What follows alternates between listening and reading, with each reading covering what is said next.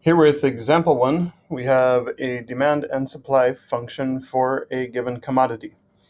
And we are asked to find the market equilibrium for this commodity. Now, if you have not watched the videos explaining market equilibrium and supply and demand and all of that stuff, please take the time to go back and watch these videos.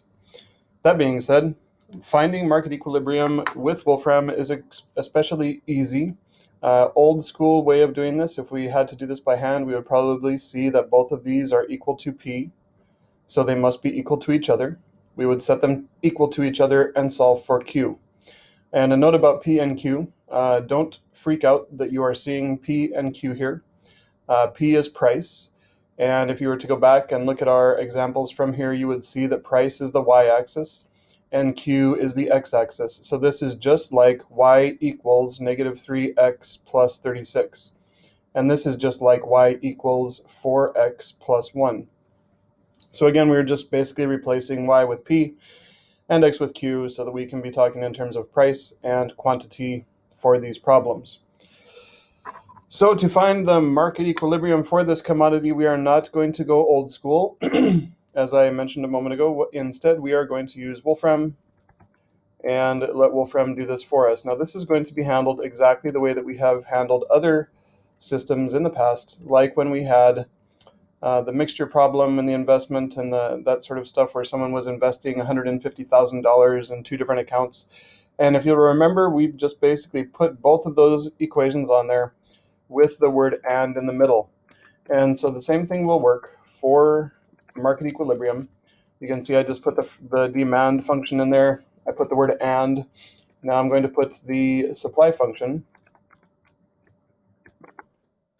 And you'll see that Wolfram will solve this simultaneously, which is awesome, and give us a price, P21, and a quantity Q of 5.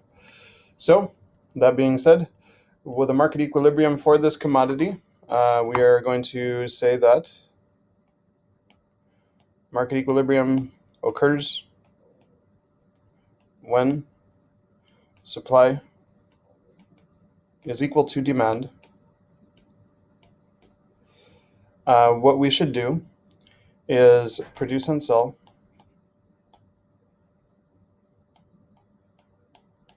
our quantity was 5 units at a price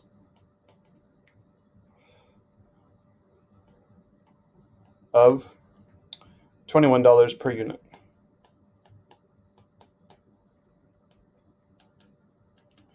And it's important that I put the per unit on the end because we are not charging $21 for all 5. We are charging $21 for each of them.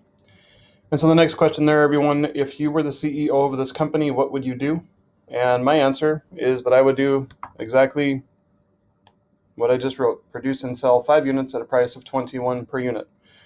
Do not make more than 5. Because if I make more than 5, in order to sell number 6, I would have to drop my price. Because 5 is all that the market wants at a price of $21 per unit. So making 6 would actually cause me to lose money.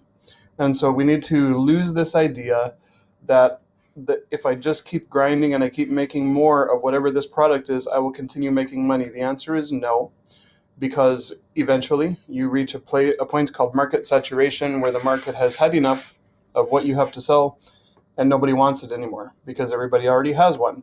So in this case, that happens at 5 units. We need to make sure that we stop after producing 5 units.